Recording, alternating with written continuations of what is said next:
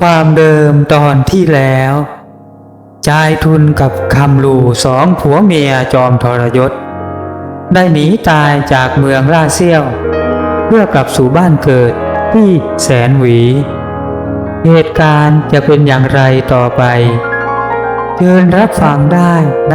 บัดนี้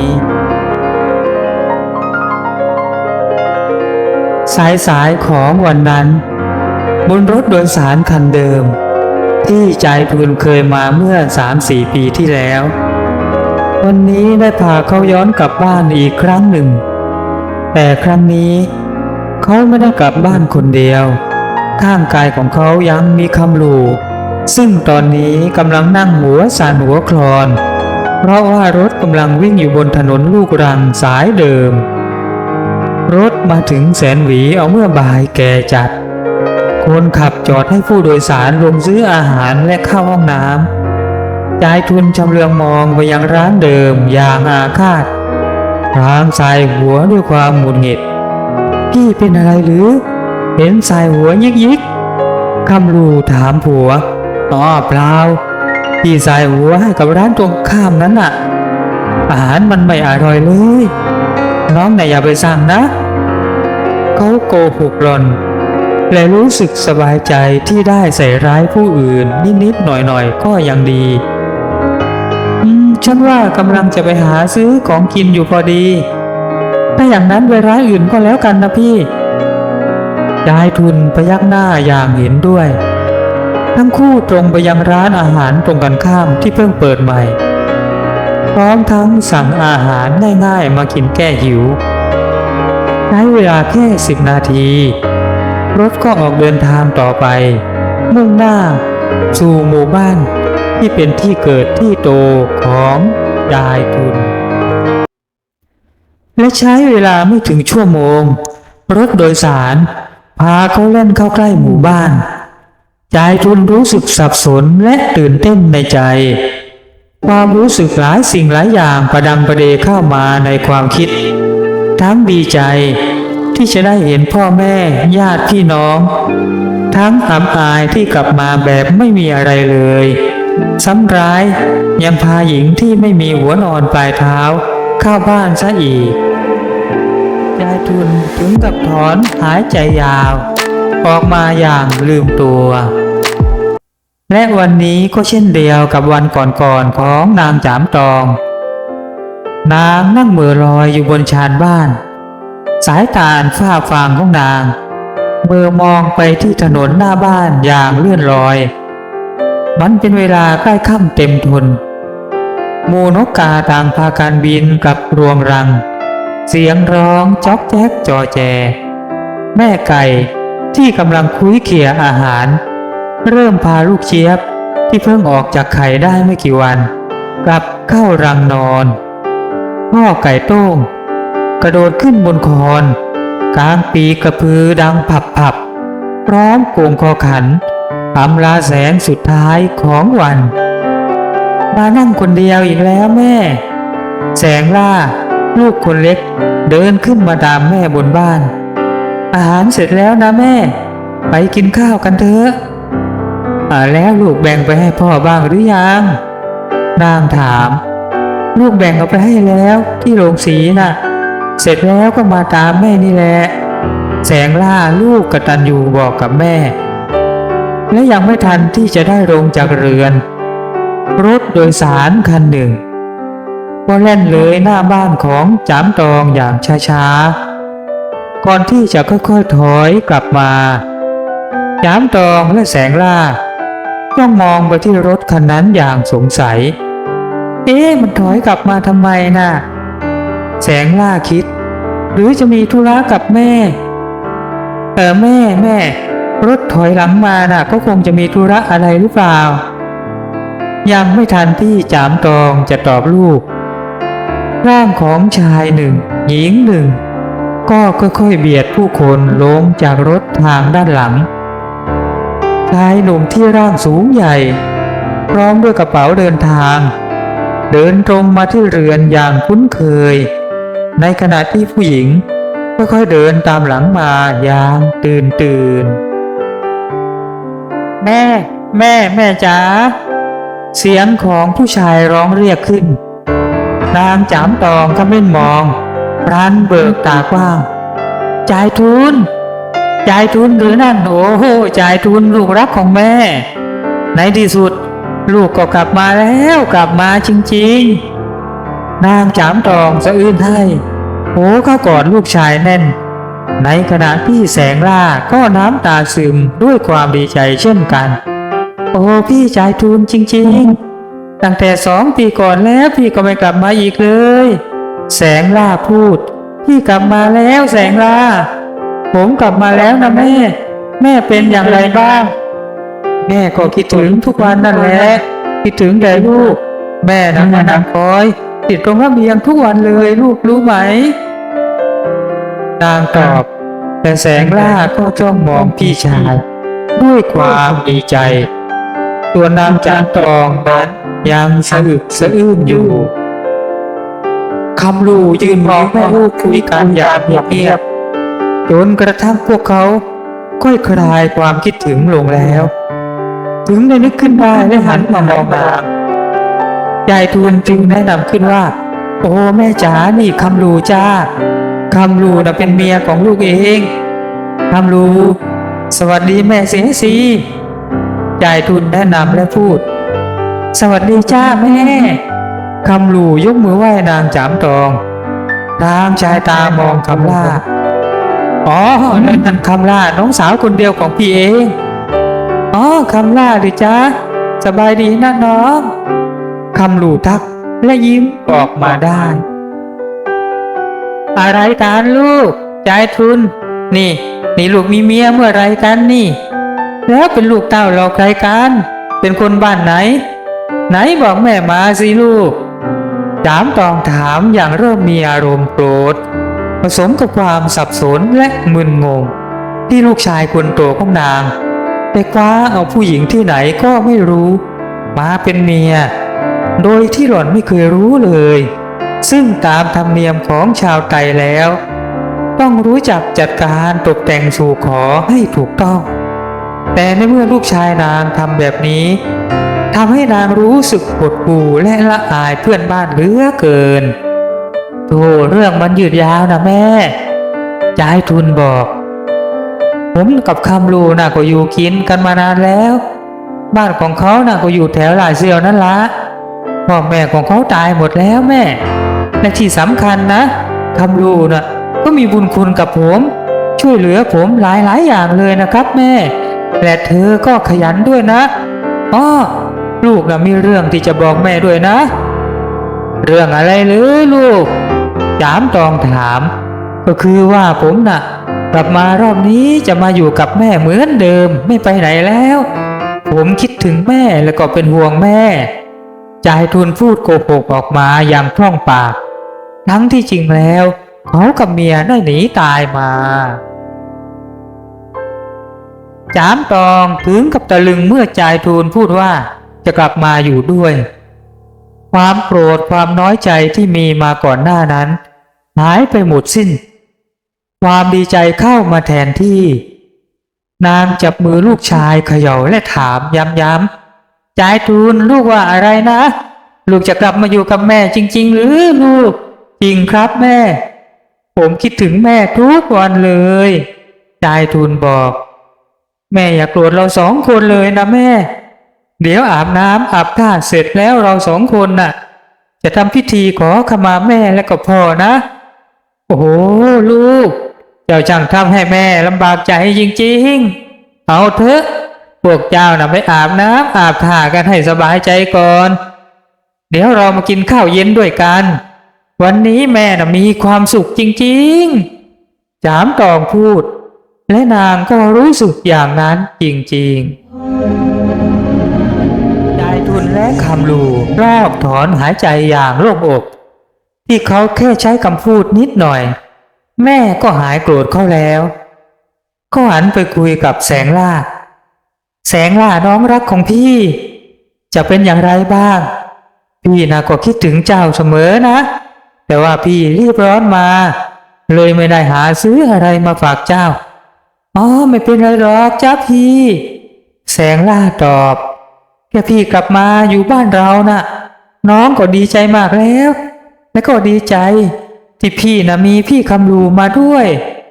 ประโยคสุดท้ายถามเอาคำลูยิ้มด้วยความพอใจและก็มีความรู้สึกที่ดีให้กับแสงล่าตอนแรกหลอนคิดว่าหลอนเองคงจะมาอยู่บ้านนอกคอกนาอย่างนี้คงจะอยู่ได้ไม่กี่วันแน่แต่เมื่อมาเห็นบ้านหลังใหญ่เห็นสมบัติพัสถานมากมายเห็นอาณาเขตบริเวณไร่สวนทำให้คำลูเปลี่ยนใจที่จะอยู่นานๆทันทีในสมองของนางเริ่มคิดวางแผนชั่วร้ายบางอย่างอยู่เงียบๆโดยเบื้องหลังดวงหน้าอันดูร้ายเดียงสาและเศร้าส้อยนั้นไม่มีใครรู้เลยว่ามันแฝงไว้ด้วยความเลือดเย็นและโรคโมโทสันจนแม้แต่จายทุนก็คาดไม่ถึงวันเวลาช่างผ่านไปอย่างรวดเร็ว1 ปีที่กลับมาอยู่บ้านได้ผ่านพ้นไปแล้วมันเป็นปีที่2ที่จายทุนนั่งนอนไม่ค่อยได้หยิบจับอะไรเป็นชิ้นเป็นอันก็ยังแอบเสพยาอยู่โดยที่จามตองมารดาไม่รู้คำลูเป็นคนที่หายามาปรนเปรอเขาโดยแรกๆนางก็ออกไปเอาเองถึงล่าเซี่ยวโดยนอนค้างที่นั่น3 คืนถึงจะกลับมาโดยจายทุนหารู้ไม่ว่าหล่อนไปนอนค้างกับผู้ชาย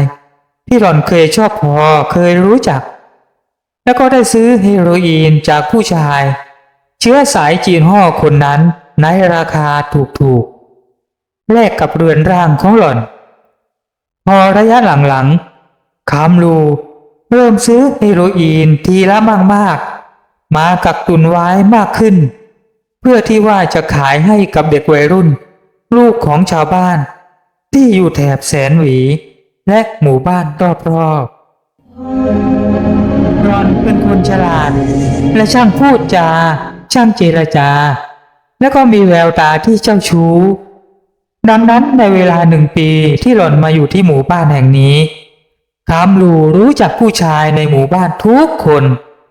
และใครๆก็อยากจะคุยกับเธอทั้งนั้นโดยหารู้ไม่ว่า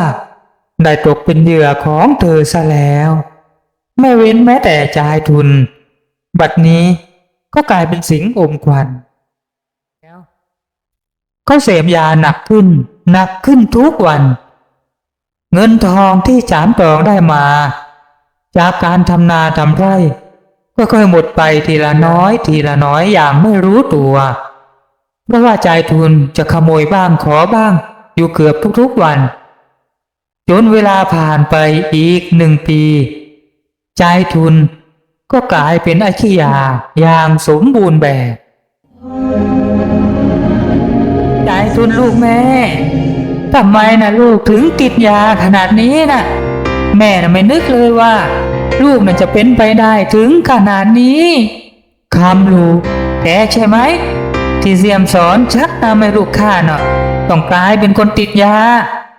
อะไรกันแม่คำลูตวาดเวทอย่านะอย่ามาใส่ร้ายฉันลูกแกน่ะมันไม่รักดีเองสมองของมันก็มีไม่ใช่หรือมันต้องรู้สิว่าอะไรดีอะไรไม่ดีแล้วจะมาโทษฉันได้ยังไงฉันน่ะทนอยู่กับมันทุกวันนี้น่ะดีเท่าไหร่แล้วแต่เป็นผู้หญิงคนอื่นนะป่านนี้น่ะคงหนีไปนานแล้วล่ะและการปะทะและก็ทะเลาะเบาะแว้งแบบนี้ก็มักจะเกิดขึ้นเสมอ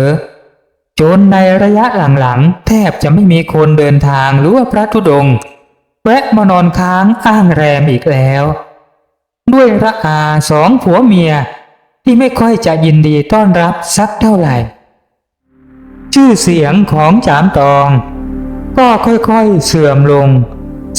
งและถอยลงแม่วันนี้น่ะพี่จ่ายทุนน่ะแอบขายข้าวอีกแล้วนะแม่วันนี้น่ะพี่จ่ายทุนน่ะแอบขายวัวอีกแล้วนะคำล่าได้บอกกับแม่กับคำนี้อยู่เสมอ สามตองได้ยินจนชินชาแล้วนอนปวดร้าวน้ำตาตกในไม่มีไหลออกมาข้างนอกให้ใครๆได้เห็นลูกที่หล่อนเฝ้าทนุถนอมเลี้ยงดูริ้นไม่ให้ไตไรไม่ให้ตอมกลับเปลี่ยนแปลงเป็นคนละคน2 เดือนก่อนยายทุนแอบขายที่นาไป1 แปลงกว่าหล่อนจะรู้ก็ต่อเมื่อขึ้นไปเห็นโฉนดที่เก็บไว้ได้หายไปเมื่อสอบถามไปสอบถามมาถึงรู้ความแน่ชัดยายทุนไปหยิบยืมเงินกำนันแล้วไม่ใช้คืนเขาเป็นปีๆสุดท้ายก็ต้องขายที่นาใช้หนี้เช้านี้มีคนมาตะโกนโวกเวกหน้าบ้านแต่เช้ายายทุนยายทุนยายทุนอยู่ไหมวะเสียงใครอะพี่คำลูบอกผัวไม่รู้สิเธอน่ะออกไปดูหน่อยใครกันมาตะโกนตั้งแต่เช้าช่างไร้มารยาทเสียจริงยายทุนข้ารู้นะว่าแกอยู่นะออกมาดีๆรู้จะให้ข้าเข้าไปลากคอแกออกมาเสียงนั้นวางอำนาจและข่มขู่ใครกันอ๋อพี่ทูเลนึกว่าใครมาหาแต่เช้าเลยนั่งก่อนสิพี่ยายทุนรีบพูดเฮ้ยข้าไม่นั่งหรอกข้ามาทวงเงินค่าของที่เองให้เมียเองไปเอา2 เดือนมาแล้วนะโว้ยยังไม่ได้คืนสักสตางค์แดงเดียวทูเลพูดอย่างโมโหโธ่พี่นึกว่าเรื่องอะไรเงินแค่นี้เองยายทุนรีบเอาอกเอาใจเงินแค่นี้เองแล้วทำไมถึงไม่คืนตามสัญญาวะฉันขอเวลาอีกสักเดือนเถอะพี่ไว้สีข้าวเสร็จแล้วน่ะฉันจะเอาเงินใช้หนี้ให้พี่เลยแกผลัดฉันมากี่ครั้งแล้วจ่ายทุนไอ้ขยำพูดจบทูเลก็ตกเปรี้ยงเข้าที่ใบหน้าของจ่ายทุนถลาไปตามแรงตกลุกขึ้นได้เข้าทะยานเข้าหาอย่างบ้าดีเดือดแต่ว่าลูกน้องของทูเลชักปืนออกมาพร้อมตวาดไม่หยุดอยู่ตรงนั้นแหละไอ้จ่ายทุนแกยังไม่อยากตายนะมันสั่งคำลูที่เห็นเหตุการณ์ตลอดรอนกรีดเสียงร้องออกมาด้วยความตกใจที่เห็นจ่ายทุนโดนทำร้ายเป็นเวลาเดียวกันกับที่จามตองก็ออกมาดูว่ามีเหตุการณ์อะไรถึงได้เอะอะโวยวายรอนเห็นคนกำลังจ้องปืนเข้าใส่ลูกชายก็ต้องตกตะลึงครั้นตั้งสติได้จามตองพลันตัวเข้ามาบังลูกชายพร้อมถามตูเลว่าอ๋อนี่พ่อตูเลเองหรอกหรือไปยังไงมายังไงถึงเกิดเรื่องขึ้นมาได้มีอะไรก็ค่อยพูดจากันเราคนหมู่บ้านเดียวกันแต่ฉันเองนะก็ไม่เคยบานหมางกับแกและแม่แกกับฉันก็เป็นเพื่อนกันตั้งแต่เล็กๆมีอะไรกันหรือจ่ายทุนในลูกหลองบอกสิว่าลูกไปทำอะไรมานางถามจ่ายทุนในตาของนางแดงก่ำแม่คือว่าข้าคือว่าคืออะไรก็บอกแม่สิจามตองพูดมันไม่บอกงั้นข้าบอกแทนก็ได้ทูเลพูดแทรกขึ้นมาพร้อมร้องตะวันเฮ้ยพวกเองเก็บปืนให้หมดนี่บ้านเพื่อนของแม่ข้านะเดี๋ยวถ้าแม่ข้ารู้แล้วก็ข้าไม่อยากบูชาเพราะว่าโดนด่าอีกนี่เห็นแก่ป้าจามตองดอกนะข้าบอกให้ก็ได้ไอ้จ่ายทุนลูกป้าน่ะไปเอาของที่ข้ามาเป็นแสนคิดเป็นเงินแล้วน่ะยังไม่ได้สักแดงเดียวมีหนำ3 เดือนที่แล้วน่ะคำโลเมียของมันน่ะไปยืมเงินข้า10 แสนบอกว่าจ่ายทุนให้มายืมมันยืมไป5 แสนรวมทั้งต้นทั้งดอกทั้งหนี้ก็20 แสนข้าจะเอาวันนี้แหละไอ้มันผลัดผ่อนนานแล้วป้าน่ะอย่ามาวุ่นวายเลยอะไรนะ20 แสนเชียวหรือจ่ายทุนนี่แค่ติดยาขนาดหนักเพียงนี้เลยหรือลูกแม่ข้าผิดไปแล้วโธ่เอ้ยจ่ายทุนเจ้าไม่น่าทำแบบนี้กับแม่เลย จะอยากเห็นแม่ตายไวๆหรือลูกโอ้แม่จ๋าลูกผิดไปแล้วจริงๆจ่ายทุนรำพันเอาล่ะหยุดเล่นละครกันได้แล้วผู้เลพูดว่ายังไงเงินที่จะต้องจ่ายนะก็ข้าก็บอกพี่ไปแล้วว่าข้าสีข้าไปขายก่อนนะจ่ายทุนอ้อนวอนนี่เองพูดไม่รู้เรื่องหรือไงผู้เลตวาดลำพังสีข้าวไปขายน่ะจะได้สักกี่บาทกี่สตางค์อย่างเก่งก็แสนเดียวแสนจักนะนี่เองอยากตายนักใช่ไหมได้แต่แกต้องการอย่างนั้นตูเลออกอาการโมโหจัดทำลูเห็นท่าไม่ดีร้อนรีบเข้ามาอ้อนวอนพร้อมหันไปทางแม่ผัวแม่ช่วยพี่จ่ายทุนด้วยหาตังค์ให้เขาไปก่อนเถอะแม่เราสองคนผัวเมียน่ะจะทำงานใช้หนี้ให้แม่เอง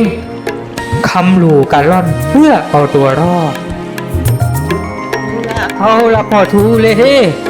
เรื่องนี้นะป้าจะรับผิดชอบเองขอเวลาป้าสัก7 วันป้าจะขายที่ดินสักแปลงใช้หนี้ให้แกป้าจะใช้หนี้ให้แกจะว่ายังไงทูเลนั่งคิดอยู่ครู่เดียวก็พูดออกมาว่าก็ได้เห็นแก่ป้าหรอกนะป้าจะไม่เอาเรื่องมันแต่ว่าป้านะต้องจัดการให้เสร็จภายใน7 วันนะหรือว่าเอาอย่างนี้ไหมล่ะ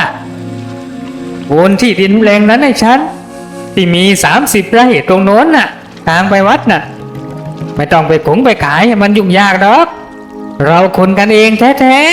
ๆผู้เลพูดพร้อมกับหัวเราะ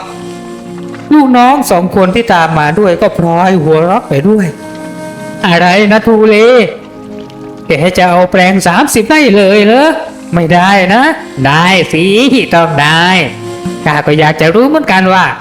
ภายใน7 วันน่ะป้าจะหาเงินที่ไหนมาใช้ค่า20 แสน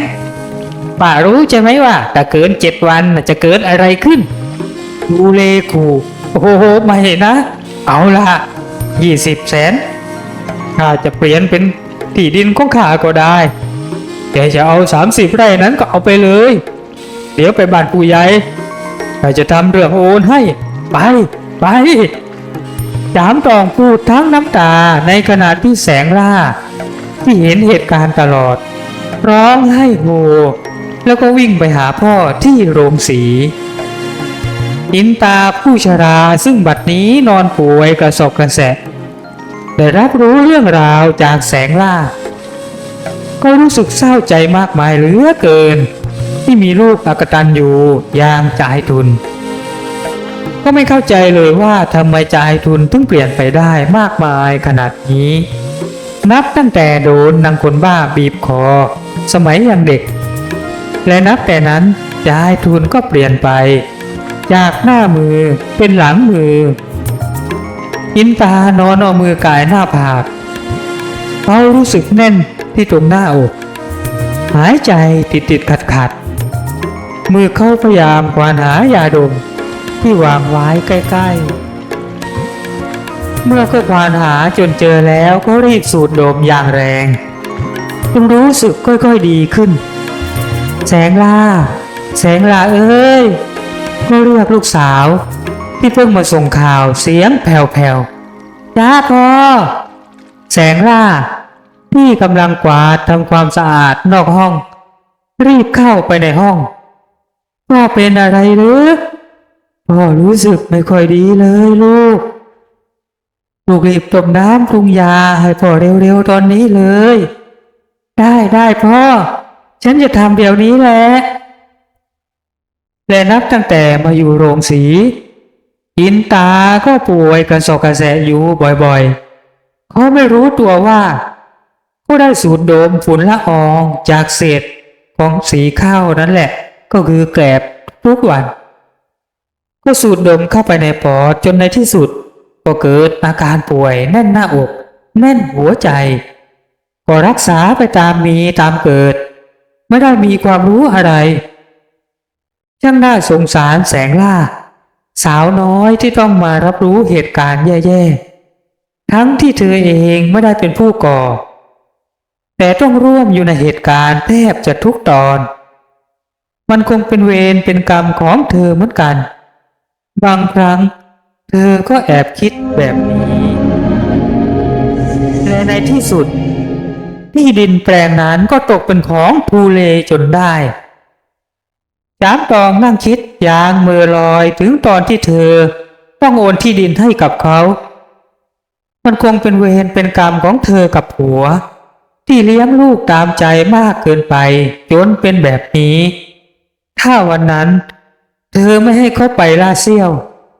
เหตุการณ์แบบนี้คงไม่เกิดเธอคิดแต่ช่างมันเถอะ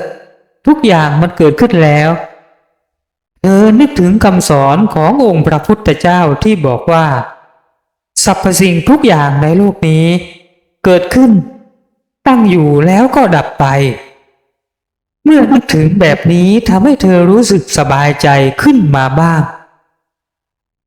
จ่ายทุนยังคงเสพยาต่อไปโดยไม่คิดที่จะเลิกระยะหลังๆใครก็เข้าหน้าเขาไม่ติดถ้าหากเขาไม่ได้เสพยาจ่ายทุนจะโมโหและฉุนเฉียวง่ายคำลูต้องมีหน้าที่วิ่งหายาหรือว่าผงขาวให้เขาเสพโดยไปซื้อจากจีนห่อหมู่บ้านข้างเคียงที่อยู่ห่างออกไป5 กิโลตอนนี้ฐานะทางบ้านของจามตองไม่เหมือนเดิมอีกแล้วที่ดินถูกแบ่งขายไปเรื่อยๆเพื่อใช้หนี้ที่จ่ายทุนก่อขึ้นจากการเสพยาวัวควายนับร้อยบัดนี้เหลืออยู่แค่20 กว่าตัวและคงจะร่อยหรอลงเรื่อยๆวันนี้เป็นอีกวันที่จ่ายทุนหงุดหงิดเพราะว่าเขาไม่ได้เสพยาเขาโวยวายเอากับเมียไหนยาข้า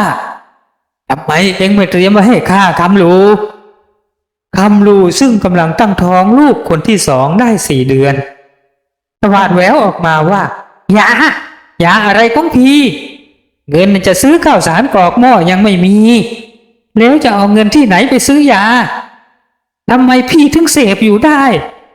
ไม่สงสารลูกเมียบ้างหรือ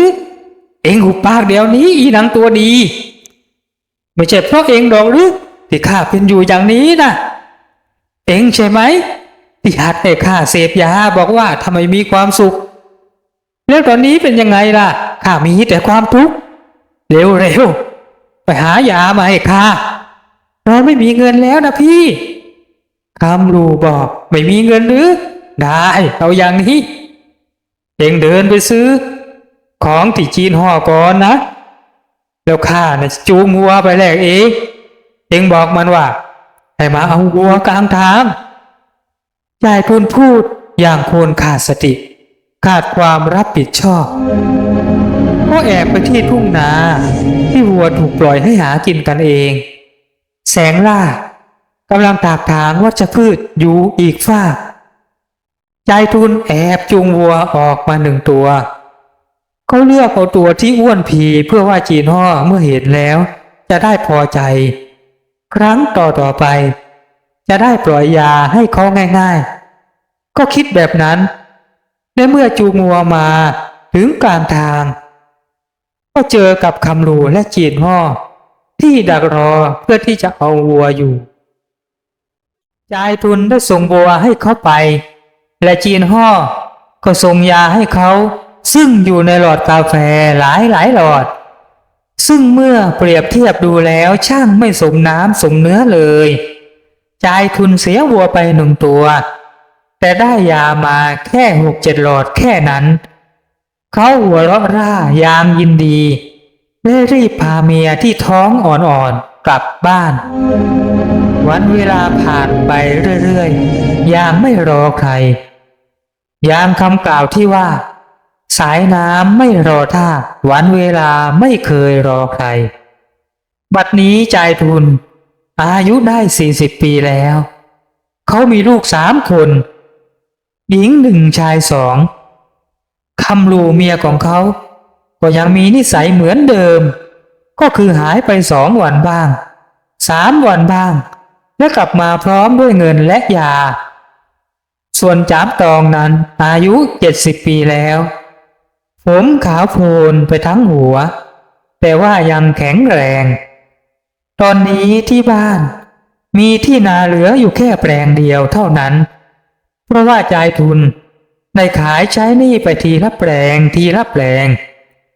ไร่ข้าวโพดก็ไม่เหลือและวัวก็เหลืออยู่แค่2 ตัวจากที่มีอยู่100 กว่าตัวฐานะของจามตองตกต่ำอย่างน่าใจหายสุขภาพของนางจากที่แข็งแรงก็ค่อยๆทรุดโทรมลงนางนั่งจ้องมองพระพุทธรูปบนหิ้งที่กราบไหว้ทุกเช้าค่ำทางพาราเจ้าทำไมนะท่านถึงไม่เหลียวแลไม่ช่วยเหลือข้าน้อยเลยบัดนี้ข้าน้อยแทบจะหมดสิ้นทุกสิ่งทุกอย่างแล้วมีลูกก็กระสานสั้นเซนไปคนละทางคนที่อยู่ก็ผลาญสมบัติผลาญหัวใจหลานก็ดื้อด้านไม่รู้ว่าข้าทำกรรมอะไรไว้ถึงเป็นแบบนี้นางนั่งรำพันบ่นเพ้อกับพระพุทธรูปซึ่งคำว่าภาราก็คือพระพุทธเจ้านั่นเองนางค่อยๆหยิบแจกันที่ใส่ต้นกวนอิมใหม่ขึ้นไปเปลี่ยนบนหิ้งก็เป็นเวลาเดียวกับที่แสงล่าซึ่งได้แยกตัวไปอยู่กับผัวนานแล้วได้กระหือกระหอบมาหาพรางบอกว่าแม่พ่อน่ะเป็นอะไรไม่รู้เรียกไม่ยอมตื่นเลยแม่ไปดูหน่อยนี่น่ะข้าให้ผัวข้าคอยดูอยู่แสงล่าบอกพรางทำตาแดงนางจามตองใจหายว่าบนางถลันออกจากห้องพระก่อนไปนางหันมามององค์พระพุทธรูปแวบหนึ่งแล้วก้าวลงจากเรือนตามลูกสาวไปอย่างกระวนกระวายและร้อนรุ่มภาพความรักความหลังความผูกพันที่มีต่อกันกับอินตาผุดขึ้นมาในห้วงคำหนึ่งในระหว่างที่เดินไปโรงสีภาพแห่งการสร้างเนื้อสร้างตัวอย่างเหนื่อยยากมาด้วยกันค่อยๆผุดขึ้นมาทีละนิดทีละนิดเหมือนฉากละครนางเดินพรางคิดว่าวันนี้เมื่อไปถึงนางจะให้อภัยอินตาทุกอย่างแล้วชวนกลับมาอยู่เรือนใหญ่ด้วยกันสักทีอินตาลำบากมามากแล้วจามตองรู้สึกโทษตัวเองที่ไม่ยอมเอ่ยปากคุยกับเขาเพียงเพราะคำว่าทิฏฐิร่างของอินตานอนเหยียดยาวอยู่บนเตียงไม้ที่ทำอย่างง่ายๆในห้องพักข้างโรงสีใกล้ๆกันมีจิงมุ่นสามีของแสงล่ากำลังนั่งนวดเท้าให้อยู่แต่อินตายังไม่ลืมตายังมีแต่เพียงลมหายใจแผ่วๆที่แสดงให้เห็นว่ายังมีชีวิตอยู่คล้ายๆกับรอให้ใครคนหนึ่งเดินทางไปถึงจามตองผวาเข้าไปกอดอินตาที่นอนหลับตาอยู่พลางเรียกอินตาข้ามาแล้วนะลืมตาสินางร้องเรียกพลางบีบมือของเขาลืมตาสิอินตาโธ่ตาแกข้าเรียกทำไมนะแกไม่คุยด้วยข้าสั่งให้แกลืมตาขึ้นมาได้ยินไหมอินตาจามตองสะอื้นเขย่าตัวอินตาไปมาตื่นสิอินตาตื่นขึ้นมาคุยกับข้าได้ยินไหมเรื่องราวที่เราทะเลาะกันนะข้าให้อภัยแกหมดแล้วจริงๆข้าก็ให้อภัยแกตั้งแต่วันที่แกมาอยู่โรงสีนี่ล่ะแต่ข้าไม่พูดเพราะว่าข้าอายได้ยินไหมข้าอายที่จะพูดแต่โปรดเถอะตื่นมาแล้วกลับไปอยู่ที่เรือนของเราเถอะอินตานางจามตองรำพันในขณะที่แสงล่าและจิงบุ่นทำตาแดงๆร่างที่หลับไหลลมหายใจระรินเรื่อๆนั้น ค่อยๆกระดิกนิ้วมือขึ้นมาจนจามตองรู้สึกได้และแล้วเปลือกตาที่ปิดสนิทนั้นได้เผยเปิดขึ้นมาทีละน้อยทีละน้อยสายตาคู่นั้นจ้องมองไปยังแสงล่าที่ยืนอยู่ข้างหลังจามตองและมาหยุดมองอยู่ที่จามตองนิ่งและนานโดยไม่มีคำพูดใดๆออกมาโอ้ในที่สุดแกก็ตื่นขึ้นมาจริงๆแกตื่นแล้วจริงๆจามตองละล่ำละลักพูดพร้อมกับน้ำตาที่ไหลออกมาลุกขึ้นเถอะแกเป็นอย่างไรบ้างมาเถอะเราจะไปอยู่ที่เรือนใหญ่ด้วยกันแสงลาเจ้ามาช่วยแม่อุ้มพ่อของเจ้าลุกขึ้นหน่อยนางพูดอย่างเพ้อแม่แสงล่าเรียกและนิ่งร่างของอินตาที่จ้องมองนางอยู่นั้นบัดนี้สายตาที่จ้องมองได้เปลี่ยนเป็นเหม่อลอยมันลอยคว้างไปหาอดีตที่แสนหวานและอดีตที่แสนขมขื่นภาพในวัยเด็กได้ผุดขึ้นมาในความคิดคำหนึ่งเด็กชายและเด็กหญิงตัวน้อย2 คนที่เดินจับมือกันไปหาจับผีเสื้อชายป่านั้นมันชัดเจนยิ่งนักภาพลูกโป่งใบแรกที่แย่งกันเล่นตัดมาก็เป็นภาพวัยหนุ่มวัยสาวที่เกี่ยวก้อยไปเที่ยวงานวัดและทำบุญด้วยกันภาพลูกชายคนแรกยายทุนที่เกิดมาเป็นหัวแก้วหัวแหวนภาพทั้งหมดค่อยๆลอยห่างออกไปทีละน้อยทีละน้อยมือของอินตาบีบที่มือของจามตองแน่นสายตาที่มือลอยนั้นค่อยๆเบิกกว้างแล้วปิดลงมุมปากของเขายิ้มน้อยๆและแล้วมือที่บีบอยู่ก็คลายออกร่วงพลอยลงข้างเตียงนั่นเองอินตาจามตองอุทานแล้วสะอื้นร้องไห้โฮน้ำตาของนางไหลออกมาเป็นทางสิ้นแล้วเพื่อนรักที่เคยผูกพันกันมาตั้งแต่วัยเด็กจากไปแล้วผัวรักที่เคยร่วมชีวิตกันทั้งทุกข์ทั้งสุขทะเลาะกันบ้างดีกันบ้างเหนื่อยยากมาด้วยกันบัดนี้เขาได้ทิ้งนางไปแล้ว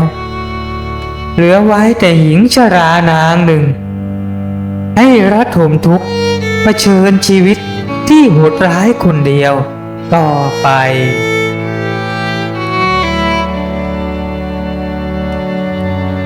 หลังจากจัดงานศพของอินตาเสร็จเรียบร้อยจามตองได้มาถือศีลกินเพลที่วัดอยู่เส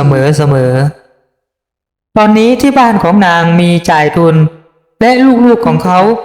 ที่เริ่มโตเป็นเด็กวัยรุ่นจ่ายทุนเริ่มป่วยบ่อยๆก็บ่นปวดท้องอยู่เสมอจนคำลูเมียของเขารำคาญก็แกไม่กินข้าวกินแต่ฟินกินแต่ผงจะไม่ปวดได้ยังไง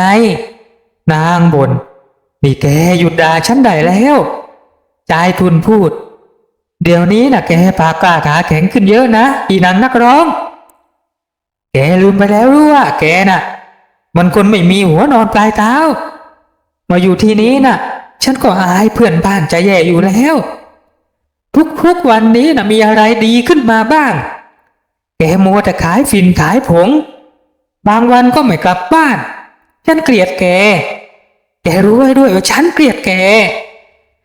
ใจทุนพูดระบายความในใจออกมา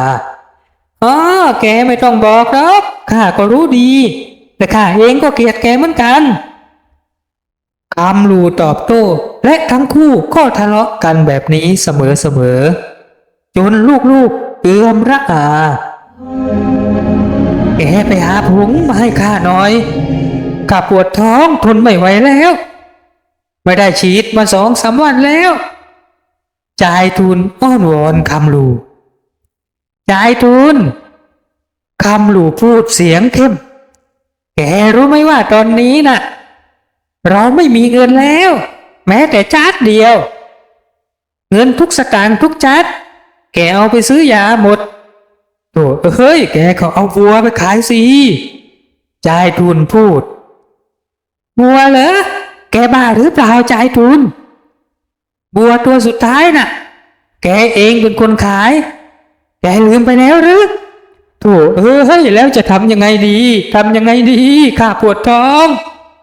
จายทุนคร่ำครวญแม่ล่ะแม่อยู่ที่ไหนแม่ก็ไปนอนวัดนะสิกว่าจะกลับมาก็อีกวันนั่นแหละ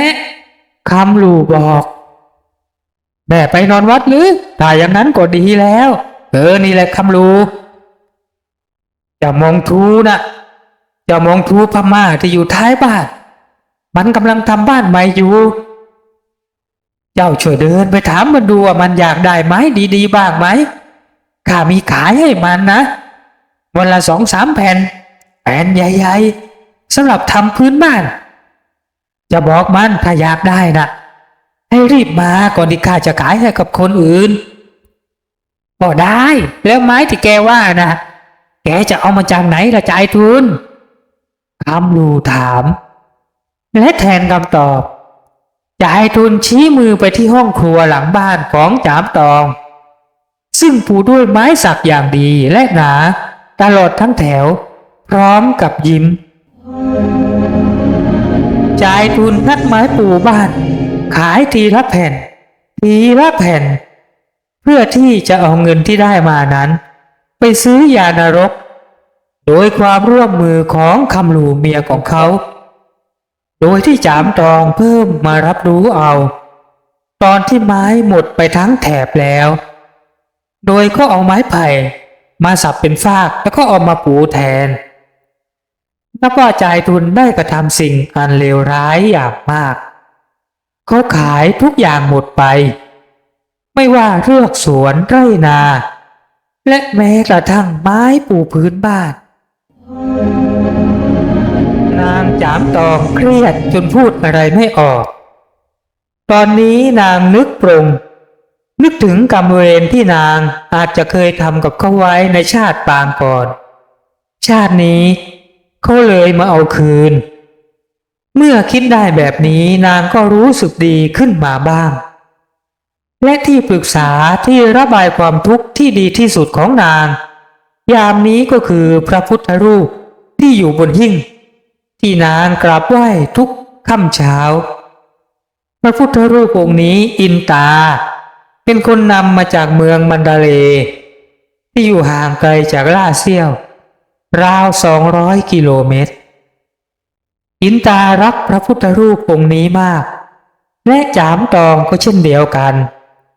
เหมือนกับว่าท่านได้เป็นพยานแห่งรักของทั้งคู่เลยทีเดียวเช้าวันรุ่งขึ้นคำลูก็เอะอะแต่เช้าพร้อมตะโกนเรียกหาลูกสาวคนโตที่บัดนี้ได้หายออกจากบ้านไปแล้วนางหอมแกไปไหนทำไมป่านนี้ข้าวปลาไม่หุงหาอาหารเสื้อผ้าก็ไม่ซักนางหอมคำลูเรียกหาลูกสาวนานเข้าก็ใจคอไม่ค่อยดีนางเดินเที่ยวหาทุกห้องในบ้านหลังบ้านหน้าบ้านในสวนก็ไม่มีจะถามน้องคนอื่นๆก็คงไม่รู้เรื่องด้วยอย่างเล็กจึงตัดสินใจเดินไปถามเพื่อนบ้านที่อยู่ใกล้ๆกันพี่สางทุนพี่เห็นนางหอมลูกสาวฉันไหมพี่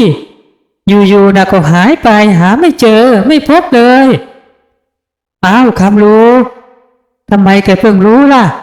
เมื่อวานนะแกไม่อยู่บ้านหรือสางทุนถามไม่อยู่พี่เมื่อวานน่ะฉันไปแสนหวีมาเอาหรือลูกสาวของแกนะมันก็ไปแสนหวีเหมือนกันนะไปตั้งแต่เมื่อวานนั่นแหละเห็นมันบอกลูกของข้าว่าจะไปเมืองไทยนั่นแหละ ถ้าไปเมื่อวานจริงป่านนี้น่ะ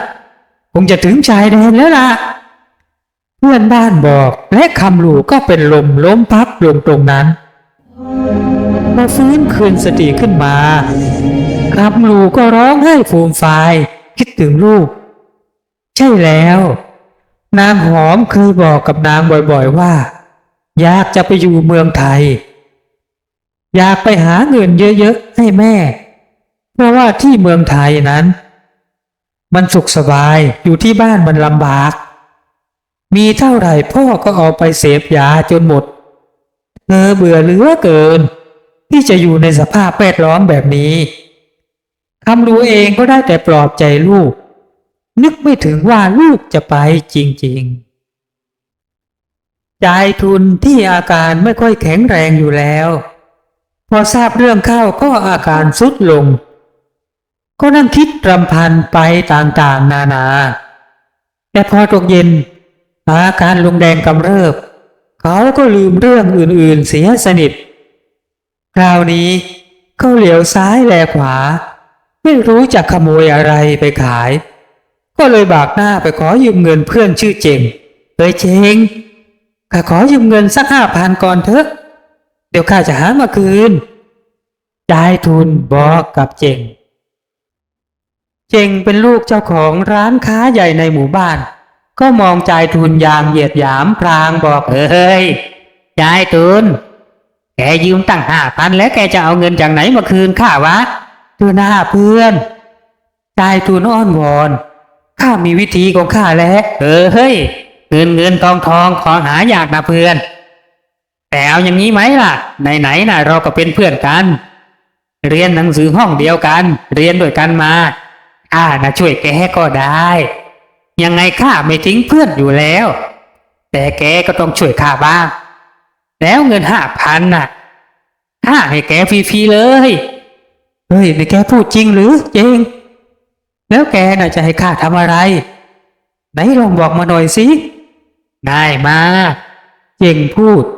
พร้อมกับยิ้มให้ตามทุนยายของข้านะ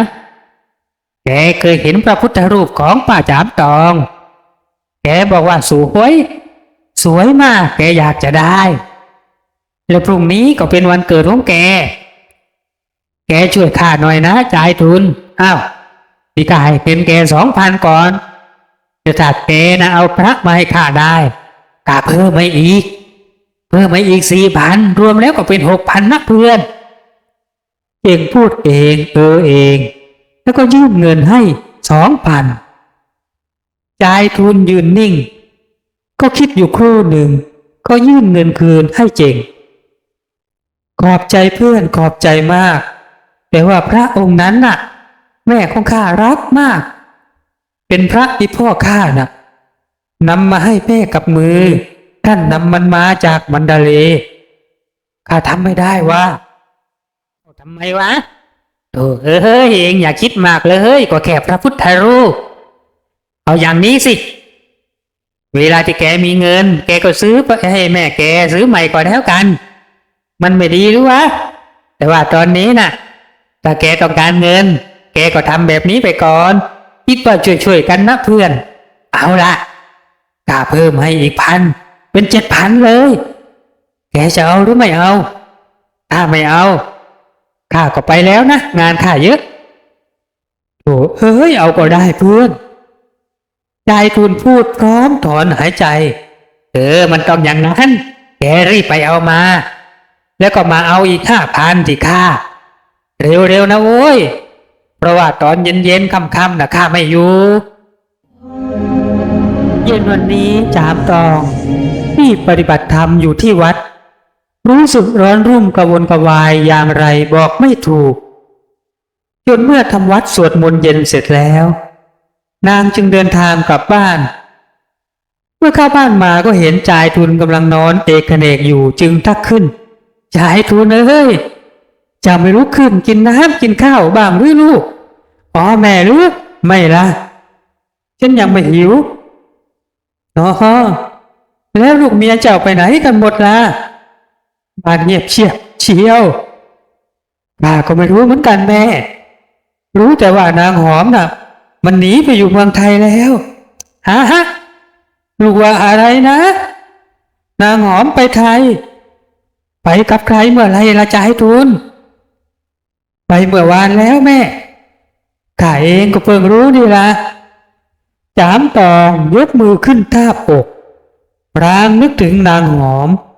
หลานสาวคนแรกของนางที่ป่านนี้คงจะอายุ15 หรือ 16 ปีพรางนึกเป็นห่วงเป็นใยโธ่นางหอมเอ้ยป่านนี้จะเป็นอย่างไรบ้างก็ไม่รู้จะอยู่จะกินยังไง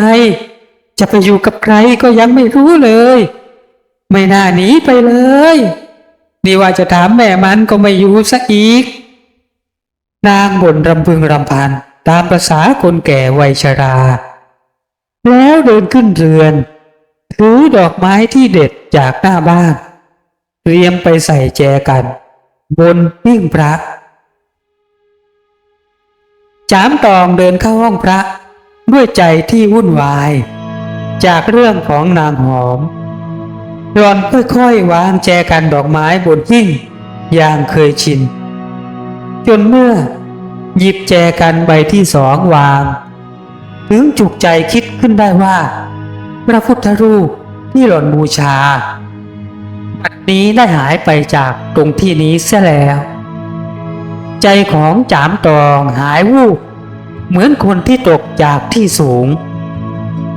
หล่อนรู้สึกโหยให้อาลัยและอาฆาตแค้นแต่พอผ่านไปชั่วระยะหนึ่งสติฝ่ายดีก็กลับคืนมานางค่อยๆนั่งลงถอนหายใจยาวและหลับตานิ่งจามตองรู้ได้ในทันทีที่ไม่เห็นพระพุทธรูปว่าต้องเป็นฝีมือของคนคนเดียวนั่นคือจายทุนหล่อนทำใจไว้ตั้งแต่โดนงัดพื้นเรือนขายแล้ว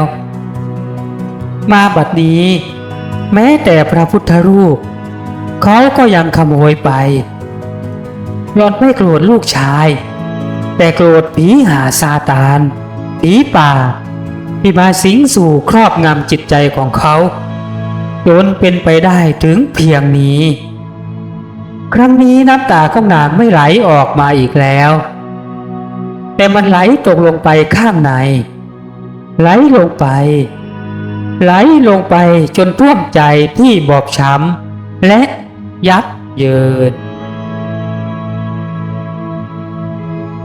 นับตั้งแต่นางหอมได้จากไปได้6 เดือน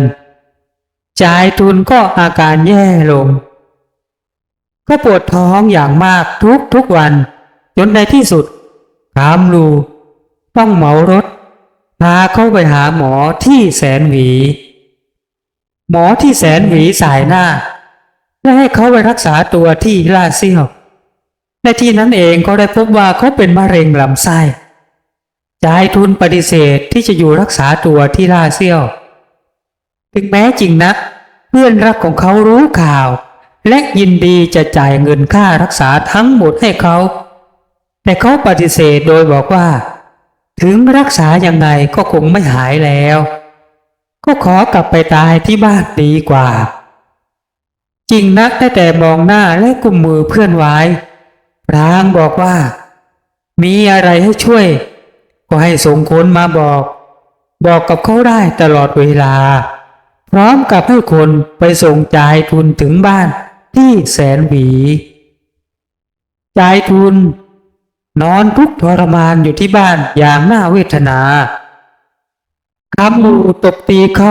ทุกวันเพราะว่าต้องคอยเช็ดขี้เช็ดเยี่ยวให้เขาจามตองเองก็ชราลงมากแล้วปีนี้นางอายุ80 ปีแต่ยังไปวัดอยู่เสมอและวันหนึ่งเมื่อกลับจากวัดแล้วนางไว้หาแสงล่าและบอกว่าแม่น่าจะมาบอกลาลูกแล้วนะลาลูกแม่จะไปไหนหรือแม่แสงล่าถามในขณะที่หลานลูกของแสงล่าต่างก็วิ่งเข้ามาห้อมล้อมยายแม่น่ะปฏิบัติธรรมมานับสิบปี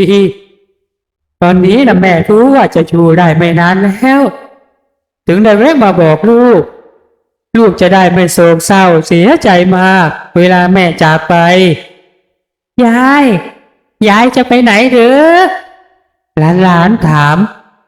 ให้ข้าไปด้วยได้ไหมหลานอีกคนที่ชื่อเมียอีกถามพวกเจ้าไปกับยายไม่ได้หรอกหนทางมันไกลมากลูกเอ้ยพวกเจ้านะต้องอยู่กับแม่เจ้าคอยช่วยเหลือดูแลแล้วก็แบ่งเบาภาระพ่อแม่อย่าเป็นลูกอกตัญญูต้องเชื่อฟังพ่อต้องเชื่อฟังแม่เจ้าให้ดีนะนางพูดทางน้ำตาก็ไหลลงมานองหน้าเมื่อนึกถึงตัวเองแสงล่าตรงเข้าไปกอดแม่พรางร้องไห้สะอึกสะอื้นพรางพูดแม่อย่าพูดอะไรแบบนั้นสิแม่น่ะยังแข็งแรงยังอยู่กับลูกได้อีกนานวันอยู่จนได้เลี้ยงเหลนโน้นละจามตองไม่พูดอะไรได้แต่ยิ้มเอาล่ะคืนนี้นะแม่จะนอนกับลูกนะลูกนะดีแล้วล่ะแม่ลูกเป็นห่วงและลูกเนี่ยอยากขอร้องให้นอนที่เรือนของลูกอยู่แล้วล่ะก็ได้แม่จะนอนกับลูกนะผมแม่ตั้งใจไว้แล้วจามตองบอกพวกหลานต่างก็เฮดีอกดีใจที่ยายมานอนด้วยที่เรือนยิ่งมุ่นสามีของแสงล่าก็ดีมากคอยเป็นธุระดูแลที่หลับที่นอนดูแลข้าวน้ำให้แม่ยายยามเต็มใจไม่มีวี่แววว่าจามตองจะเจ็บป่วยอะไรจนเมื่อรุ่งเช้าที่แสงล่าเข้าไปปลุกเพราะว่าจะได้ไปตักบาตรเมื่อพระมาบิณฑบาตก็พบว่าจามตองนั้นไม่ตื่นขึ้นมาอีกแล้วจามตองได้ลาลับจากโลกนี้ไปแล้ว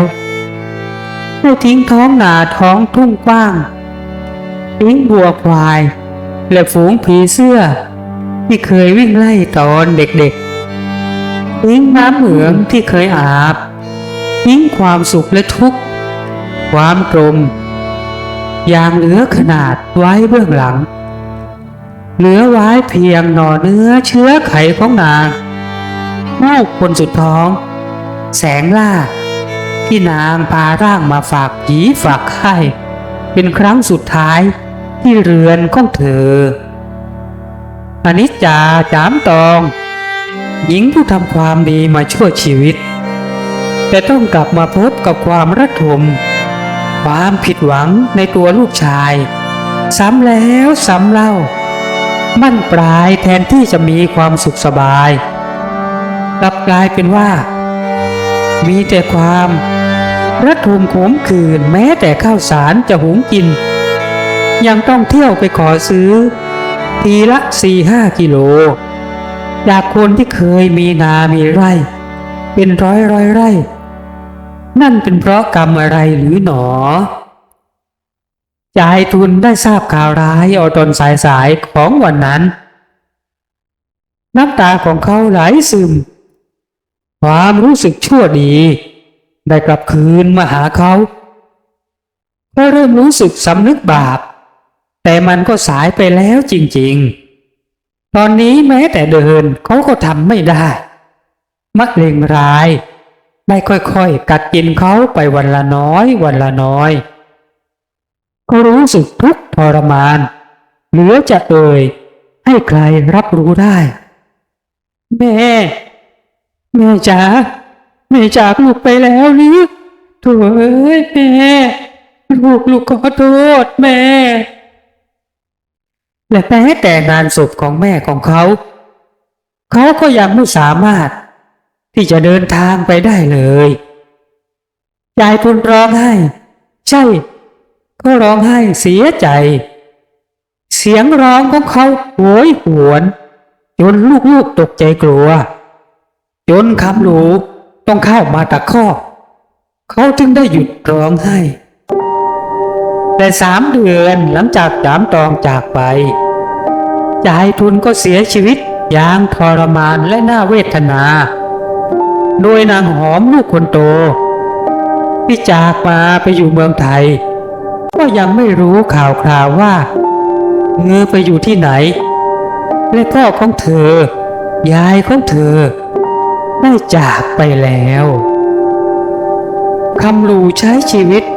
อย่างลำบากกับลูกของเธอแสงล่าเวทนาและได้รับไปอยู่ด้วยโดยให้ช่วยทำไร่ทำนาส่วนนางหอมนั้นหลังจากผ่านไป2 ปีได้ส่งข่าวคราวฝากมากับเพื่อนว่าอยู่สุขสบายดีแล้วก็มีสามีเป็นทหารแก่ๆที่จังหวัดทางภาคใต้ของไทยพร้อมกันนี้เธอยังฝากเงินมาให้แม่ของเธอจำนวนหนึ่งได้ฝากบอกว่าปีหน้าจะกลับมาหามาเยี่ยมส่วนลูกๆของแสงล่า7 คนทุกคนต่างก็ช่วยเหลือพ่อแม่เป็นเด็กดีและกตัญญูตามที่ยายได้สั่งไว้ทุกประการแต่ว่าครั้นโตขึ้นลูกของเธอ5 คนได้จากไปทำงานที่เมืองไทยทั้งสิ้นเหลือไว้อยู่ที่บ้านแค่ผู้ชาย2 คนแค่นั้นเองดังนั้นครอบครัวตระกูลนี้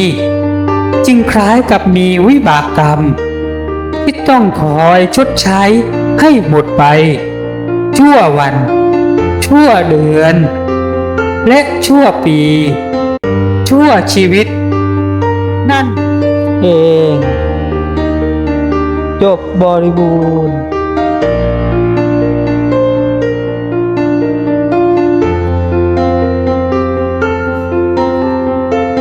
ขอบพระคุณทุกท่านที่เข้ามารับฟังจนจบนะครับหากพอที่จะสร้างความสุขสร้างความบันเทิงและเสริมด้วยความรู้ให้กับท่านได้บ้างแล้วโปรดช่วยกดติดตามกดไลค์และกดแชร์ให้กับทางช่องด้วยนะครับจะได้เป็นกำลังใจให้กับช่องได้ผลิตผลงานใหม่ๆออกมาอีกเรื่อยๆช่องนี้เป็นช่องน้องใหม่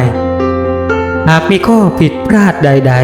ๆแอดมินขอน้อมรับคำติชมไว้ด้วยใจเพื่อนำไปปรับปรุงให้ดีขึ้นเรื่อยๆขอบพระคุณทุกท่านมากนะครับ